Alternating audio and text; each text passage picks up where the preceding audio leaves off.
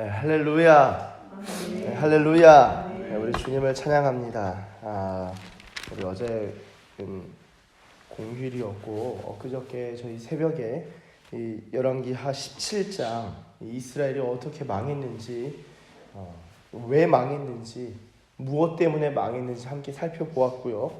이 열왕기하 18장부터는 이제 유다 왕국이 망하는, 이제 망국으로 향하는 그런 흐름들을 보실 수 있는데요. 흥미로운 것은 이 유다 왕국이 망해가는 과정 가운데서 이스라엘에서 그 이전에 이스라엘 왕조 역사에 있어서 하나님 앞에서 나름 이제 다윗의 길로 갔다라고 평가받는 왕들이 이 여호사밧이 있었고, 그리고 어린 나이에 왕으로 등극했던 요아스 왕이 있었죠. 하나님 앞에 그래도 귀히 쓰임받았던 나름의 인물들입니다. 그런데 그들보다도 하나님께 더욱 귀하게 다윗의 길로 가는 데 있어서 이 여호사밧과 요아스보다도 보다 더 하나님을 경외했던 왕이 이제 등장하는데요. 오늘 함께 읽으신 히스기야입니다. 이후에 요시야라는 왕도 등장하지만, 여러분, 이제 유다 왕국이 이 왕국으로 향하는 그런 모습 속에서 그래도 완전 그냥 확 기울지 아니하고 나름 하나님을 경외하는 사람들이 세워졌는데, 그때의 흐름들이 어떠했는지 오늘 이 본문에서 좀 자세하게 기록하고 있습니다. 보시면 이 히스기야 때 내용들이 좀 자세히 기록되고, 그리고 열왕기하 이후에는 또 후반부에는 요시야 때의 이야기가 비교적 또 자세하게 기록되어 있는데요. 오늘 말씀 1절을 보시면 이렇게 적고 있습니다. 이스라엘의 왕 엘라의 아들 호세아 제3년에 유다 왕 아하스의 아들 히스기야가 왕이 되니. 자, 2절 25세의 왕이 됩니다. 대략 30년 29년간 다스립니다. 나름 통치 기간이 길죠. 3절 보시면 히스기야에 대한 평가가 어떻게 나오는가? 그의 조상 다윗의 모든 행위와 같이 여호와께서 보시기에 정직하게 행하여. 여러분, 하나님 앞에서 정직하게 행하는 것이 무엇입니까? 저희는 정직이란 단어를 굉장히 내면화시켜서 내 마음에서 정직한 것, 거짓말 안 하는 것, 내 마음을 정직한 어떤 마음 심리적인 것, 정서적인 것, 내면적인 것이라 생각하는데요. 하나님 앞에서 정직한 것은 무엇이냐? 우리 4절 보시면요. 3절에는 정직하게 행하여서, 4절, 그가 여러 산당들을 제거하며, 처음으로 나옵니다. 산당들을 제거한 왕으로서 처음 등장하네요. 이제 여러 산당들을 제거하며 주상들을 깨트리며 아세라 목상을 찍으며, 좀 훌륭한 왕이죠. 우상을 이제 철폐하고 우상의 근거지가 되는 이 산당들을 제거하는 왕이 됩니다. 그리고 모세가 만들었던 놋뱀을 이스라엘 자손이 이때까지 향하여 분향함으로 그것을 부수고 느후스단이라 일컬었더라. 여러분, 이것이 무슨 말입니까? 놋뱀 사건 아시죠? 놋뱀 사건, 모세 때의 놋뱀 사건. 이 불뱀에 물린 자 놋뱀 쳐다보면 다 낫게 되는 이 민수기의 그 사건. 그때 놋뱀이 여전히 이스라엘 자손이 이때까지 그 놋뱀을 향하여 분향했다라는 거예요. 놀랍지 않나요? 이 지금 시대가 어느 때인데 아직까지 이 놋뱀을 향해서 예배를 하고 있었다는 것을 생각할 때, 여러분, 이미 성전도 있었고 이미 다윗도 한번 통치한 적이 있었고 그전엔 사무엘도 있었고요. 그때 사사들도 나름의 쓰임을 받았다라는 거예요. 그리고 다윗 이후에는 선지자가 없었습니까? 선지자들이 계속 있었어요. 하나님의 말씀을 선포했던. 근데 이 백성들이 산당에서 분향하고 제사 지낸 삶에서 떠나지 못했는데, 저희는 이거 되게 한 줄로 그냥 산당들을 제거했다라는 것으로 보여지지만, 히스기야가 이 산당들을 제거하려고 할 때까지는 엄청난 결단이 있었다는 것을 이렇게 보실 수 있으셔야 돼요. 이전 왕은 이걸 제거하지 않았다고요. 그럼 원래 백성들이 매일 가서, 나름의 종교적인 사람들은 성전 가서 예배해야 되는데, 나름의 그래도 종교적인 사람들은 성전까지, 예루살렘까지 가기 어려운 경우는 그 지역 산당 가서 예배해야 되거든요. 근데 히스기야가 그냥 왕이 됐더니만 그냥 그걸 싹 없앤 거예요. 그럼 매일 가서 산당에서 제사 드린 사람은 이게 벙찌는 거죠. 백성들을 벙찌게 만들었다는 거예요. 아니 가서 제사하고 나름의 기도하고 노뱀도 좀 쳐다보고 마음의 위안도 얻고 해야 되는데 히스기야가 하나님 말씀대로 한다고 이것들을 싸그리 없애버린 겁니다. 여러분 이것은요 히스기야가 그냥 산당 없애야지가 아니라 하나님의 말씀을 읽고 연구하고 그리고 하나님의 말씀을 깨닫고 율법을 공부하면서 이것은 주님께서 원치 아니하시고 이것은 우상 숭배에 가까운, 어떤 경우는 이것은 완전히 우상 숭배인 것을 깨닫고 사람 눈치 안 보고 하나님 눈치 봄으로 말미암아 산당들 다 제거했다는 거예요. 그 중에는 여러분 노뱀의 경우에는요, 제가 볼 때는 당시에 신학적 논쟁도 있었을 것 같아요. 왜죠? 이거 모세 때 일이잖아요. 그리고 하나님이 베푸신 구원의 수단 아니었습니까? 노뱀 쳐다보는 것. 그러니까 사람들이 그거 생각하면서 왜 이거 왜 없어요? 이게 우리가 맨날 이거 보고 우리 조상들이 이거 보고 나왔고 이거 하나님이 주신 은혜의 상징이고 구원의 상징이고 치료의 상징인데 그거 왜 없습니까? 아마 신앙적인 논쟁도 많았고요. 아마 운영위원회도 많이 열렸을 것 같아요. 매주 열렸을 거예요. 여러분 이게 현실적인 모습입니다. 근데 히스기야 왕이 이거 하나님의 말씀이 합당하지 않다 싶어서 이 노뱀을 부수었다. 이 부쉈다라는 게 거의 이제 가루로 갈아버렸다라는 의미가 있어요. 부순 다음에 느후수단이라고 일컬었다라고 하는데요. 느후수단이 뭡니까? 노조각이라는 뜻이에요. 노조각. 뭐예요? 노뱀이 구원의 상징, 은혜의 상징이 아니라 그거 다 부숴보니까 남는 게 뭡니까 여러분? 그 노조각밖에 안 되네요. 그냥 이거 그냥 광석 그 노신의 노 이거예요. 그 느후수단에 불과하다라는 거예요. 히스기야는 백성들보다 영안이 더 열려있던 사람입니다. 굉장히 이 말씀을 사모하고 하나님을 사모하는 마음으로 이러한 이 종교 개혁을 단행했던 사람이죠. 이어서 5절에 이렇게 평가합니다. 성경은 히스기야가 이스라엘 하나님 여호와를 의지하였는데 그의 전후 유다 여러 왕 중에 그러한 자가 없었으니. 우리 6절 7절 한번 같이 읽어보겠습니다. 시작. 곧 그가 여호와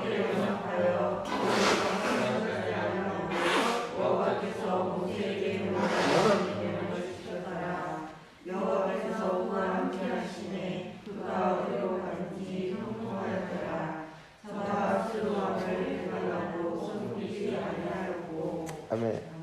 자, 성경은 히스기야가 어떤 사람이라고 평가하냐면요, 하나님께 연합해서 떠나지 아니하였대요. 여러분 이것은 어떤 의미입니까?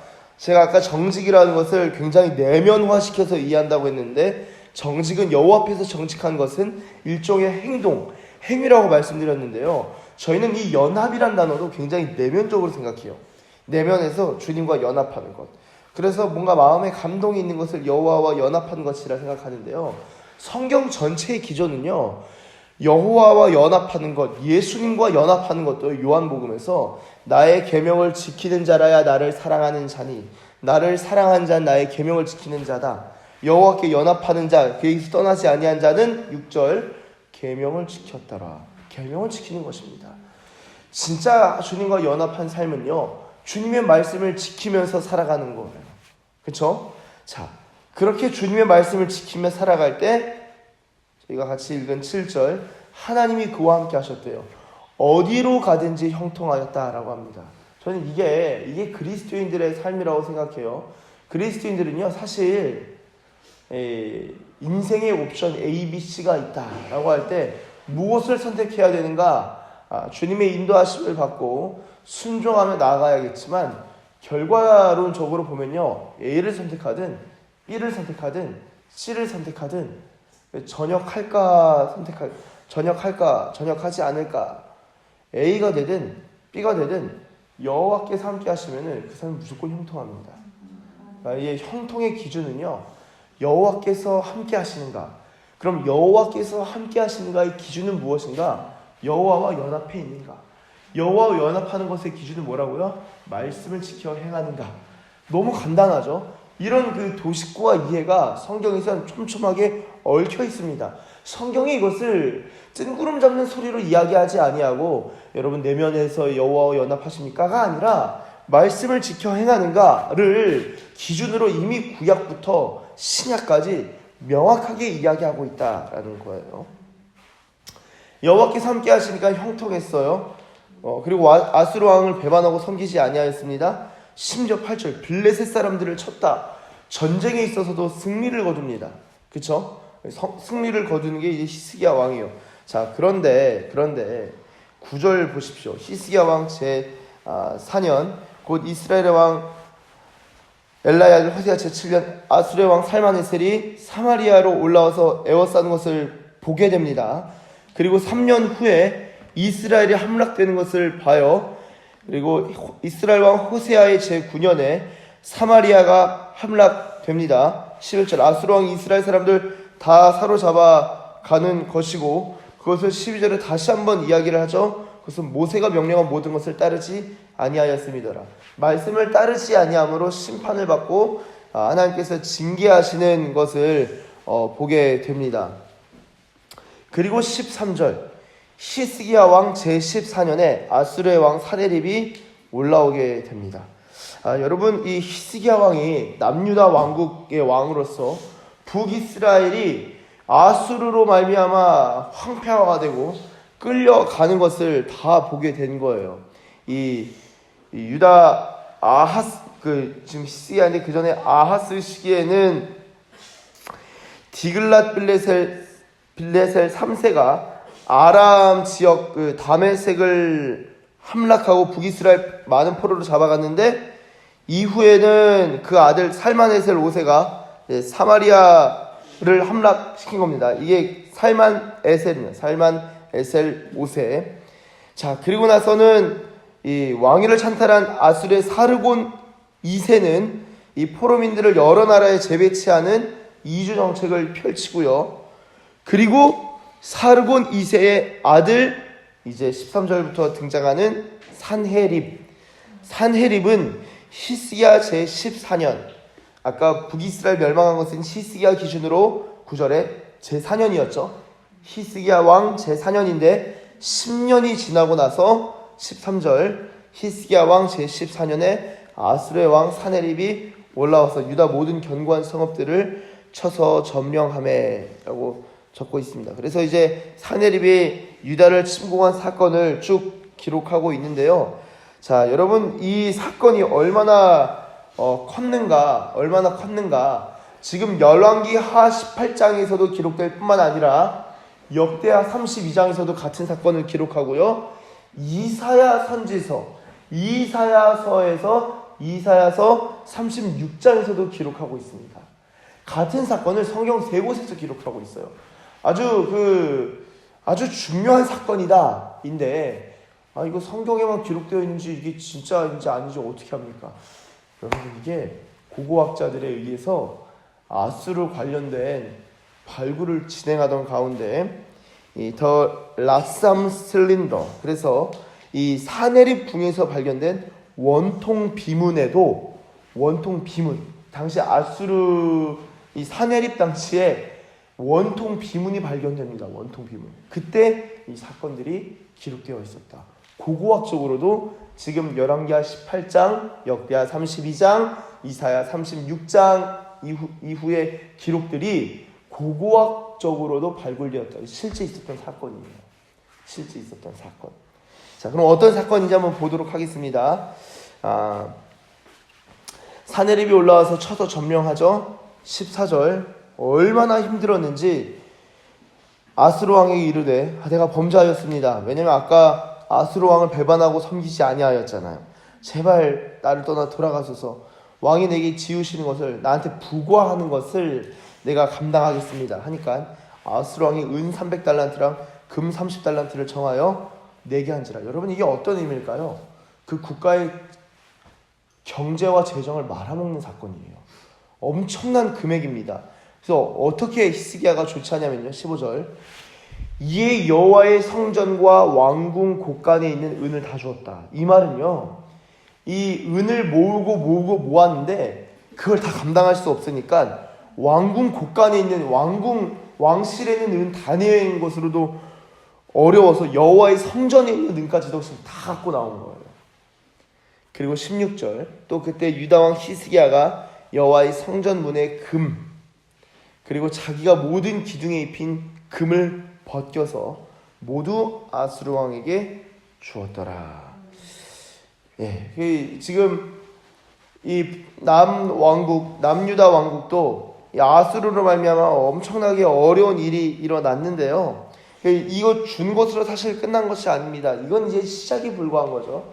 그래서 사내립이 침공하는 사건인데, 저희가 이제 토요일 본문, 주일 본문을 보시면은 주일 본문은 이제 19장 1절부터 19절까지 쭉 사실 적고 있습니다. 적고 있는데요. 간단하게만 좀 이야기를 하면요.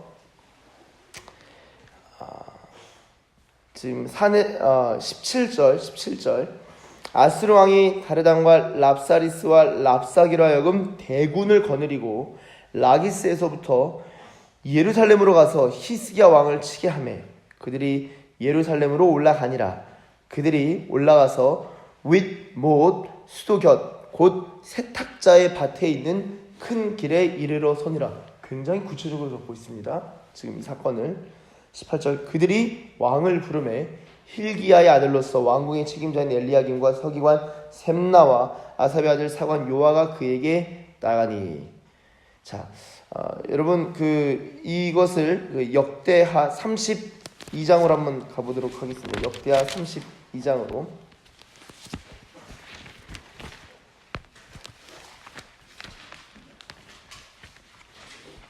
역대하 32장으로 가보시면은 32장 1절, 저 앞부분을 읽었고, 자 1절부터 제가 쭉 읽겠습니다. 이 모든 충성된 일을 한 후에, 이것은 히스기야가 아까 말한 그 산당들 다 제거하고 귀한 일을 했는데 아수르 왕 사네립이 올라왔다는 거예요. 아까 형통했는데 왜 이런 어려움이 나왔을까요? 한번 보도록 하겠습니다. 아수르 왕 사네립이 유다에 들어와서 견고한 성읍들을 향하여 진을 치고 쳐서 점령하고자 한지라. 히스기야가 사네립이 예루살렘을 치러 온 것을 봤어요. 그의 방백들과 용사들과 더불어 의논하고 성 밖의 모든 물 근원을 막고자 하매 그들이 돕더라. 이에 백성이 많이 모여 모든 물 근원과 땅으로 흘러가는 시내를 막고 이르되 어찌 아수르 왕들이 와서 많은 물을 얻게 하리요. 히스기야가 힘을 내어 무너진 모든 성벽을 보수하되 망대까지 높이 쌓고 또 외성을 쌓고 다윗 성의 밀로를 견고하게 하고 무기와 방패 많이 만들고 군대 직원들을 세워 백성을 거느리게 하고 성문 광장에서 자기 앞에 무리를 모으고 말로 위로하여 이르되. 우리 7절 한번 같이 읽겠습니다. 시작. 너희는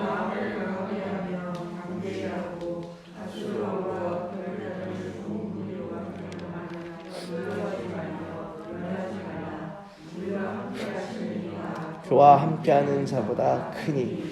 아멘. 자, 지금 히스기야가 힘을 내서 이런 것들을 다 보수한 다음에 말씀을 가지고 위로하고, 제가 8절은 제가 읽겠습니다. 그와 함께하는 자는 육신의 팔이요 우리와 함께 하시는 이는 우리의 하나님 여호와이시라. 반드시 우리를 도우시고 우리를 대신하여 싸우시리라 하매 백성이 유다왕 히스기야의 말로 말미암아 안심하니라. 야, 이 왕의 리더십이 상당한 겁니다. 지금 아수르 대군이 왔는데도 백성을 안정시킬 수 있다는 것은 이 리더십이 상당히 뛰어났다는 것이고, 히스기야의 믿음과 용기가 있었기 때문에 백성들을 안정시킬 수 있었는데요. 재미난 사실 한 가지 말씀드리면요, 이 물 근원들을 막고 시내를 막고 그 다음에 이때 히스기야가 수로를 건설합니다. 수로를 건설해요. 그래서 히스기야 터널이라는 것을 만듭니다. 그래서 이스라엘 그 성벽 위쪽에 기혼샘으로부터 해서 실로암의 못은요, 이 성벽 아래쪽입니다. 그래서 이 성벽 위쪽으로부터 기온샘으로부터 실로암 목까지 망치와 정으로 쪼아서 내려가서 물을 성벽 밖에 있는 물을 성 안으로 끌어들이고 아수르가 침공할 때 물을 얻지 못하도록 그 근원을 다 막아버리고 물은 이스라엘 성벽 안쪽으로 끌어들입니다. 히스기야 때 이 전쟁에 대비해서 그런 일이 있었어요. 그래서 물길을 쭉 오는데 그게 533m 수로가. 근데 이게 성경에는 지금 32장을 읽었지만 이런 일들이 있었고 기록에는 있는데 이거 또 다 거짓말 아닌가? 이 고대인들이 만들어낸 성경 신화인데 그런 게 어떻게 사실인가 했는데 여러분 1838년 미국의 성서학자였던 에드워드 로빈슨이 히스기야 터널을 실제로 발견을 해요.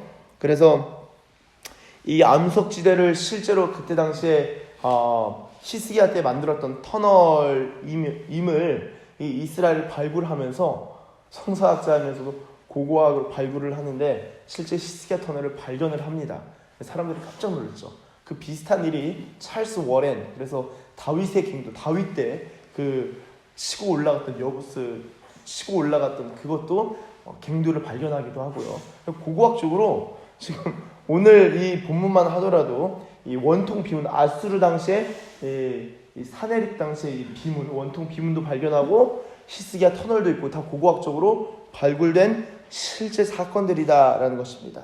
이렇게 방비를 해놓고 괜찮다, 기다려라, 하나님이 구출해 주실 것이다, 구원하실 것이다, 안심을 했는데 진짜 하나님 구원해 주실까요? 실제로 하나님께서 구원해 주십니다. 그것은 이제 이후에 우리가 이후 본문에서 확인할 수 있을 것입니다. 사랑하는 여러분, 말씀을 마무리하면서요, 이 이스라엘이 남유다가 어려울 때에 하나님께서 히스기야를 통하여서 그 나라를 믿음으로 말미암아 그 나라를 통치하게 하시고, 또한 신앙에 있어서 재정비를 하게 하시고, 그리고 정말 큰 어려움을 겪으면서 은금 다 내주고 망했다 싶었는데 사네립이 쳐들어 올라왔는데도 백성들을 안정시킬 수 있을 정도로 하나님께서 여러 면에서 보호하시고 이후에는 구원하시는 것조차 볼 수 있습니다. 우리가 정말 무엇이 형통인가?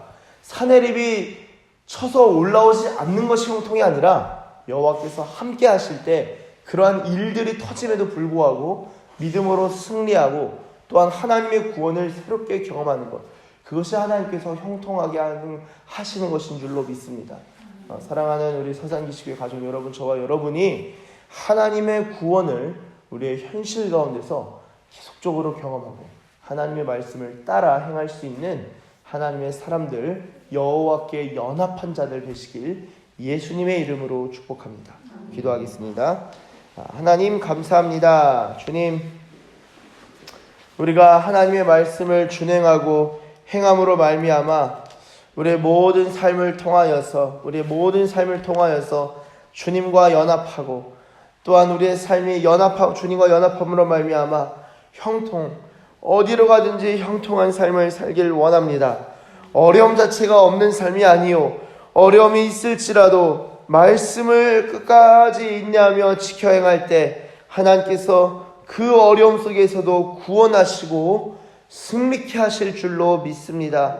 주님, 우리가 주님을 신뢰하되 끝까지 신뢰할 수 있는 자들 되게 하시고 이 새벽 주님 앞에 기도하며 나아갈 때에 여호와를 신뢰하는 마음을 크게 부어 주시옵소서. 감사드리며 예수님의 이름으로 기도드립니다. 아멘. 하늘에 계신 우리 아버지 이름을 거룩하게 하시며 아버지의 나라가 오게 하시며 아버지의 뜻이 하늘에서와 같이 땅에서도 이루어지게 하소서.